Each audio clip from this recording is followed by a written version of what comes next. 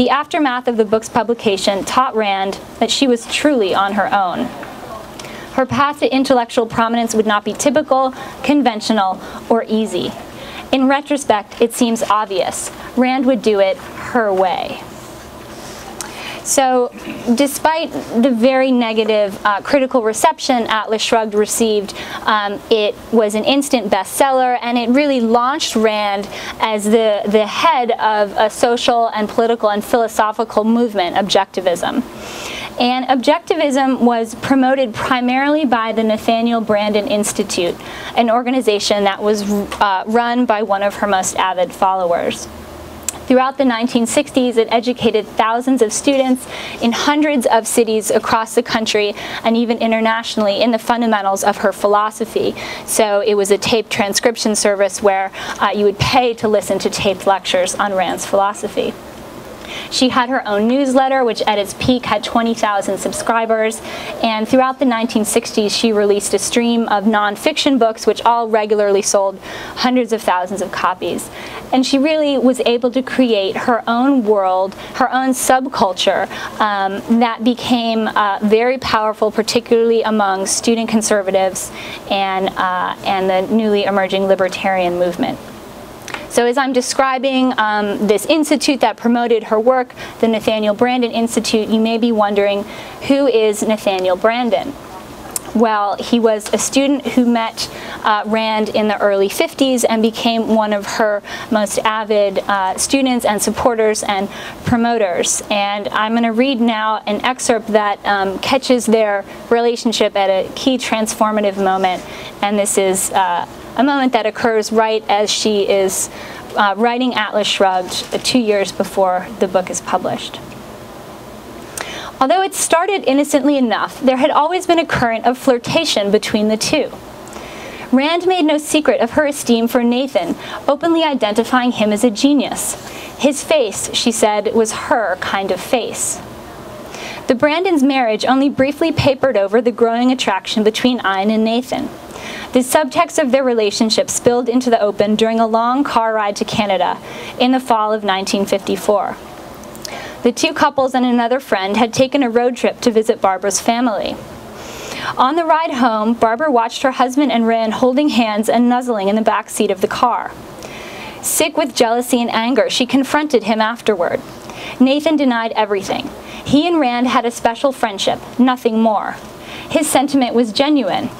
Nathan worshipped Rand, but it was Barbara he had chosen, or so he consciously believed. Like Barbara, Ayn had registered a shift. The next day she summoned Nathan to her apartment, where she waited alone. It was a scene out of the best romantic fiction. After some delay, Rand became urgent and direct. She and Nathan had fallen in love, yes? Nathan, overwhelmed, flattered, excited, confused, responded in kind. They kissed hesitantly. There would be no turning back. But this was still the founder of objectivism, believing in rationality above all else. They must be honest with their spouses, Rand decided. She called them all to a meeting at her apartment. As Barbara and Frank listened incredulously, Rand's hypnotic voice filled the room and stilled their protests. The spell she had cast was too strong to break now. At meeting's end, she and Nathan had secured what they requested, a few hours alone each week. Their relationship would be strictly platonic, they assured their spouses. Privacy would allow them to explore the intellectual and emotional connection they could no longer pretend did not exist. When the inevitable happened, Rand was again honest with both Barbara and Frank. She and Nathan wished now to be lovers, she explained, but it would naturally be a short affair. She had no wish to hold back Nathan, 25 years her junior. Her explanation came clothed in the rational philosophy she had taught them all. By giving their feelings full expression, Nathan and Ayn were simply acknowledging the nature of reality. So, to find out what happens next,